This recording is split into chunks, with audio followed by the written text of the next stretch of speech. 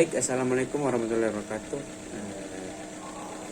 Di sini saya akan menjelaskan tentang pengertian dari algoritma juga pemrograman Java. Tapi sebelum itu saya akan perkenalkan diri saya.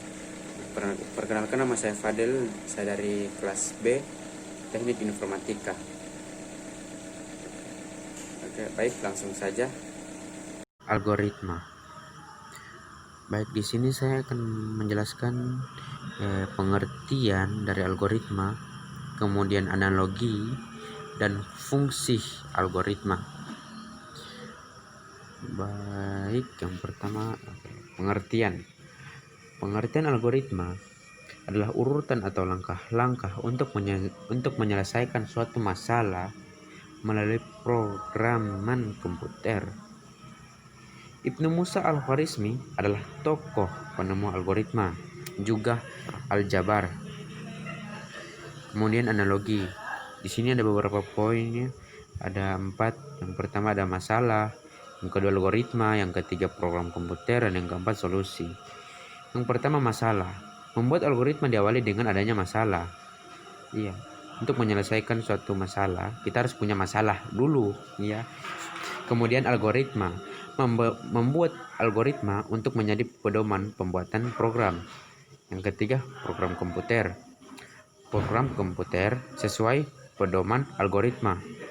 Kemudian yang keempat, solusi.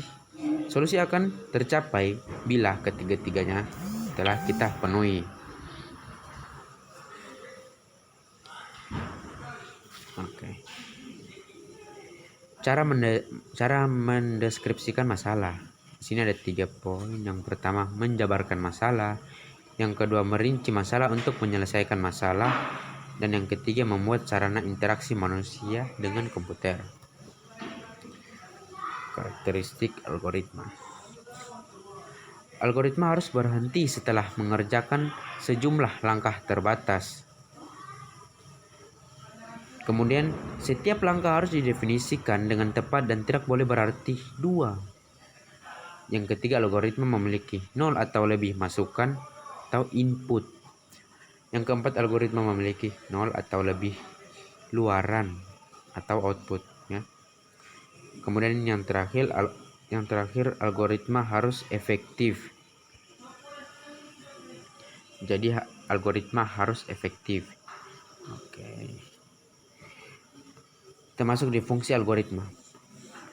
Fungsi dari algoritma ini ada beberapa ya. Yang pertama, memecahkan masalah yang rumit. Kemudian yang kedua, membuat program yang lebih sederhana. Yang ketiga, dapat digunakan secara berulang. Yang keempat, mampu merapikan program yang dihasilkan. Yang kelima, mudah menemukan kesalahan dan lain-lain.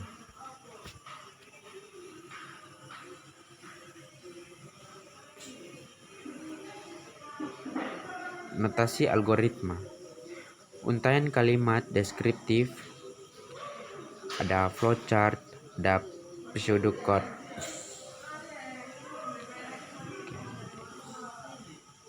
Oke, kita masuk ke Java. Java. Di sini ada sejarah Java. Yang pertama, pada 1991, sekelompok insinyur Sun dipimpin oleh Patrick Norton dan James Gosling ingin merancang bahasa komputer untuk perangkat konsumer seperti kabel TV box. Di sini saya hanya menampilkan saja, bisa teman-teman lihat nanti, bisa teman-teman baca saja. Mungkin ya, nah saya di sini untuk mempersingkat waktu, jadi saya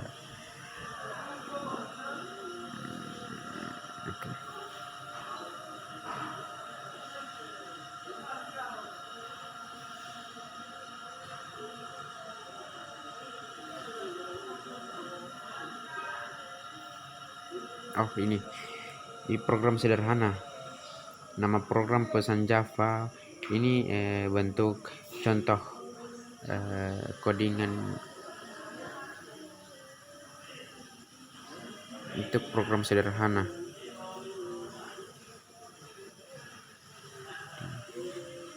Ya, seperti contohnya di sini.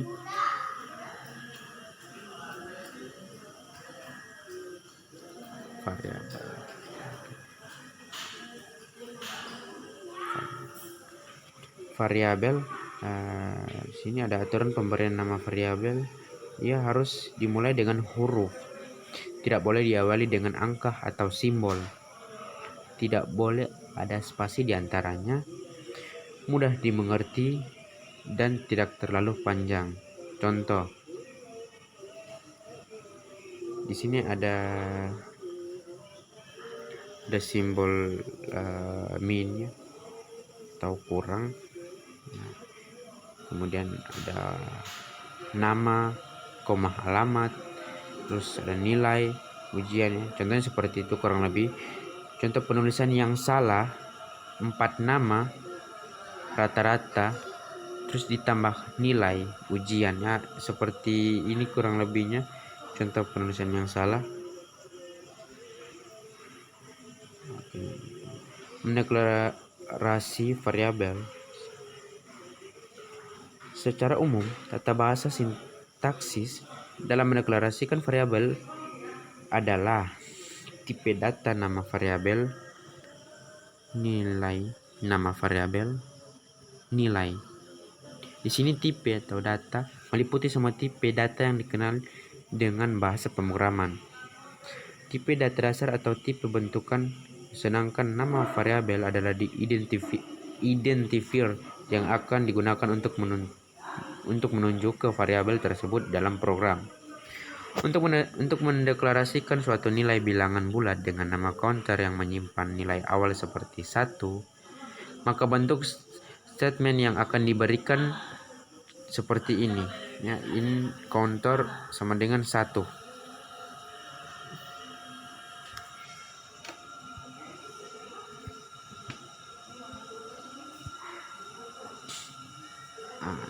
Di sini yang bisa kita lihat ya, bentuk dari tipe data dasar.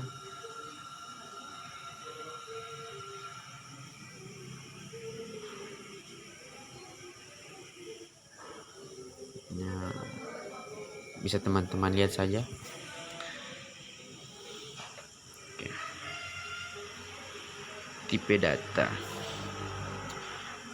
Di sini tipe data ada beberapa bagian ya, dibagi menjadi 2 ya, primitif dan non primitif atau referensi.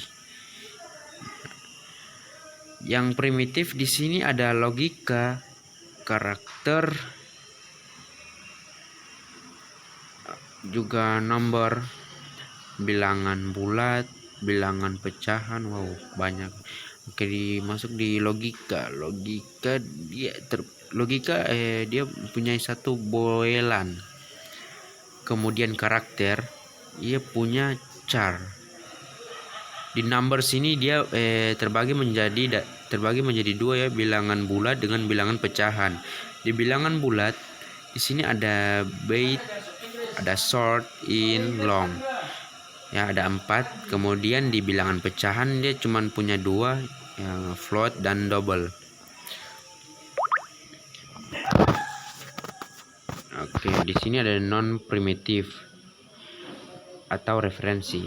Di sini ada 4 macam, yaitu string, array, class, dan lain-lain. Baik, di sini saya akan menjelaskan apa sih boolean. Ya, mungkin teman-teman masih bingung ya, atau mungkin baru pertama kali dengar kata boolean atau tipe data boolean ini. Di sini saya akan jelaskan juga tentang boolean. Sebenarnya sangat sederhana.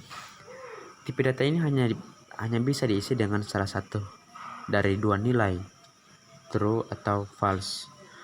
Tipe data boolean banyak digunakan untuk percabangan kode program atau untuk memutuskan apa yang mesti dijalankan ketika sebuah kondisi terjadi. Oke, kemudian char.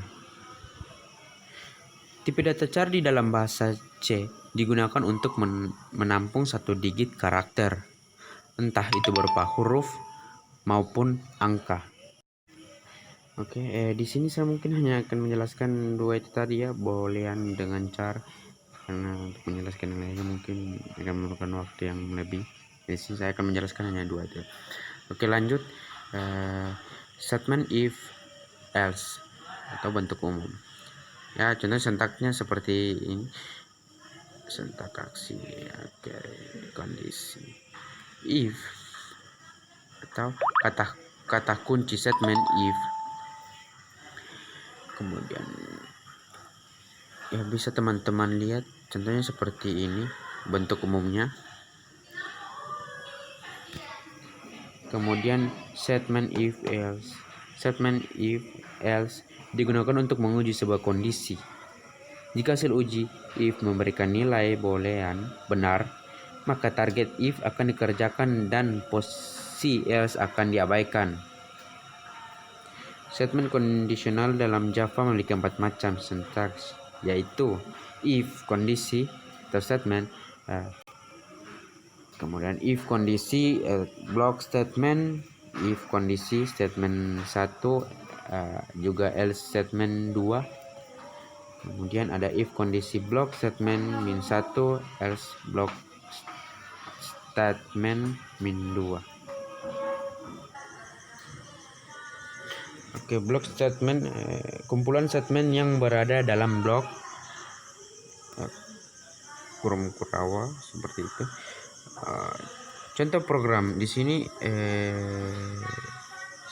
saya tampilkan seperti ini biar teman-teman bisa lihat saja langsung. Public class salas. Oke. Ya, teman-teman bisa lihat saya langsung. Contohnya seperti ini.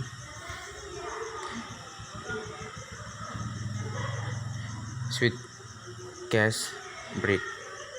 Statement switch case digunakan sebagai instruksi pemilihan aksi yang akan dikerjakan. Pada statement tergantung pada nilai dari suatu macam variabel. Variabel yang menentukan ini mempunyai banyak macam nilai, dari setiap nilai mempunyai kaitan dengan satu macam aktivitas. Oke. Di sini juga ada ya, di sini sintaksnya. Di sini saya buatkan seperti ini biar bisa teman-teman bisa lihat langsung sintaks. Ada case nilai yang pertama, case nilai yang kedua, juga ada default ya. Ada statement yang pertama, statement yang kedua ya. Ada juga statement yang berupa add. Jika variabel seleksi nilainya sama dengan nilai 1, maka statement 1 dijalankan. Jika nilainya sama dengan nilai 2, maka statement 2 dijalankan.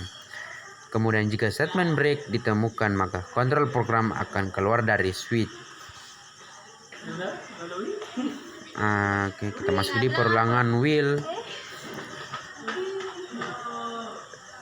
Yang pertama, struktur kontrol pengulangan adalah berupa pernyataan dari Java yang mengizinkan kita untuk mengeksekusi blok kode berulang-ulang sesuai dengan jumlah tertentu yang diinginkan.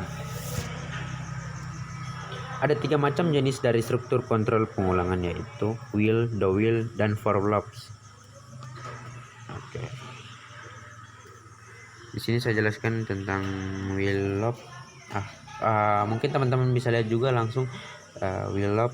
Dan pertanyaan while loop adalah pernyataan atau blok pernyataan yang diulang-ulang sampai mencapai kondisi yang cocok. Bentuk pernyataan while boolean expression. Bentuknya seperti ini. Saya sudah buatkan statement 1 juga statement 2. Pernyataan di dalam while loop akan dieksekusi berulang-ulang selama kondisi memungkinkan. Boolean expression bernilai benar atau true. Contoh pada kode di bawah ini. Contohnya seperti ini. Bisa teman-teman lihat juga. Nah, saya rasa jelas ya. Oke, lanjut.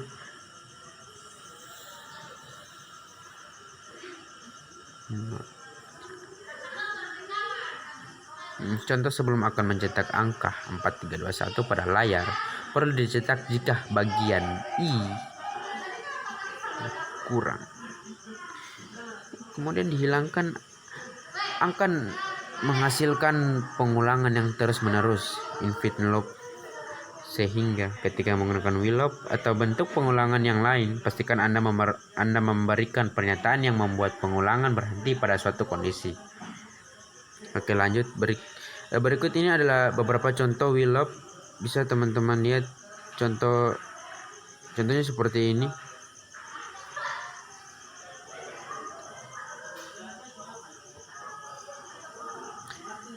Itu tadi contoh yang pertama, ya, contoh. Kemudian di sini ada contoh yang kedua, input loop, will true. Oke. Kemudian ada contoh 3. Jelasnya. Oke, kita masuk di do will loop. Do will loop mirip dengan will loop.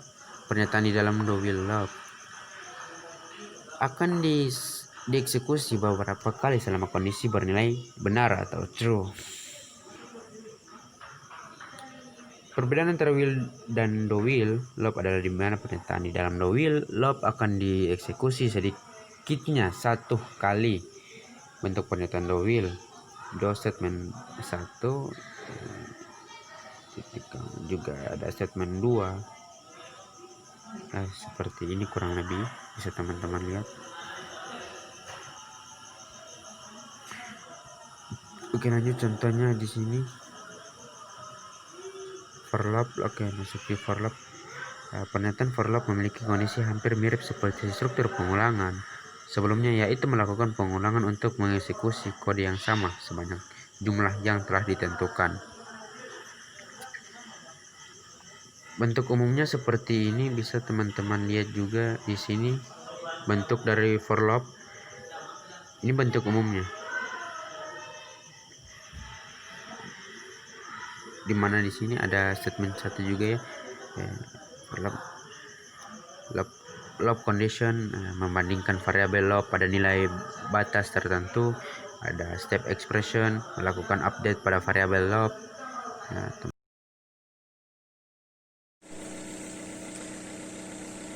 Baik, itu tadi penjelasan dari saya mengenai tentang algoritma. Mungkin banyak kurangnya dari video penjelasan tadi yang saya bawakan. Kurang lebih saya mohon maaf bila ada kesalahan kata, mohon dimaafkan. Sekian dari saya. Assalamualaikum warahmatullahi wabarakatuh.